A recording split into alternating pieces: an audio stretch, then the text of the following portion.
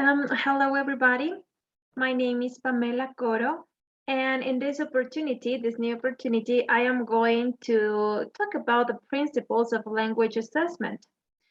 Within all of them, we have five, and I am going to mention the main characteristics that each one has, and we are going to mention a situation in which the situation is going to contain one of those ways to assess the students. So we are going to start. I'm going to share my screen so you can have a better idea about this. Here we go. Well, the principles of language assessment, as you know, they are five, okay? And the first one is the practicality. The main characteristics of it is that it has clear directions for administration. It does not exceed available material resources, and also it considers the time and effort involved for both design and scoring. It is very useful to be practical when you assess. And by the way, you also have to take into account a lot of points when you are going to assess the students. All the minimal details that you can mention and that you can get into the assessment is good for it to be a practical assessment. The next one is the reliability. It is consistent and dependable. It gives clear directions for scoring and evaluating. And for sure, for giving clear directions, it means that it's going to have a rubric. So the students are going to be clear in what is going to be scored in their evaluations. The next we have is the authenticity. It contains language that is as natural as possible double S, I'm sorry, includes meaningful, relevant, and interesting topics. And by the way, it offers tasks that replicate real-world tasks. And this is very important so students can get in touch with the real life they're going to be involved in maybe some future. Next, we have the washback, that is the last, in fact, and it offers learners a chance to adequately prepare themselves. It is more formative in nature than summative, and it positively influences what and how teachers teach and what learners learn. We are going to have the situation, and with this situation, we are going to know how the teacher is assessing their students. So we are going to see the fifth principle for the assessment. The situation is a high school biology teacher frequently reads aloud prepared biology related statement. Then he asks students to hold their hands under their chins and signify whether the statement is true or false by showing a thumbs up for true and or a thumbs down for false. Depending on the number of students who respond incorrectly, the teacher may have students present arguments for both sides. He may pair students and ask them to discuss the concept further, or he may decide that he needs to present the same concept using a different representation or instructional approach.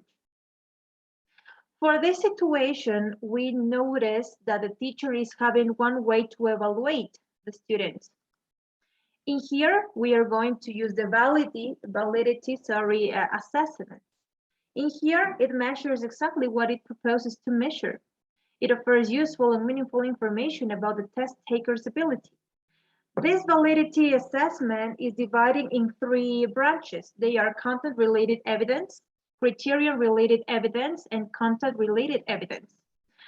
What is the teacher having in this case is the first one, content-related evidence. Why? Because according to the situation that we had, the teacher is getting the students to discuss why they are saying that the statement is true by the thumbs up. And of course, if their answer was false, thumbs down, the teacher is asking for the students to give a reason why they think or they consider the statement is false. What we have in here is that the content-related evidence, according to Hughes 2003 and Mosavi 2009, if a test actually samples the subject matter about which conclusions are to be drawn, and if it requires the test taker to perform the behavior that is being measured, it can claim content-related evidence of validity. often popularly referred to as content validity. In here, we notice that a learner, the test taker, has to explain the reasons why he or she is giving one answer. Independently, if the answer is true, is false, maybe if we have a multiple option activity, why we choose A, or maybe why the learner has chosen option B, etc. It has to give, the learner, sorry, has to give a reason why he considers that the option A was the correct. He has to support the answer that he has. Or maybe if the options were true or false, the same as before. The learner has to support the answer by explaining all the reasons why he's got the answer. Maybe here he can get many sources or many knowledge that was previously shown by the teacher in the case. This is how we are mentioning and how we are explaining this situation. And for sure, as teachers, we have a lot of ideas and a lot of tools that can help us to assess our students better in many different ways. As I mentioned, all the ways that we have seen before, all the principles are very important. And why not use more than one when we are evaluating our students, to be practical, to be reliable, authentic, and to have a good washback is going to help our students to know, and for sure to be prepared when they are going to be evaluated. So in here we can avoid a lot of maybe nervousness by the students. Maybe they are going to be also more comfortable when they are going to be assessed, when they are going to be evaluated. And as teachers, we can apply many of the tools that we can for the benefit of our students. That's it. Thank you so much.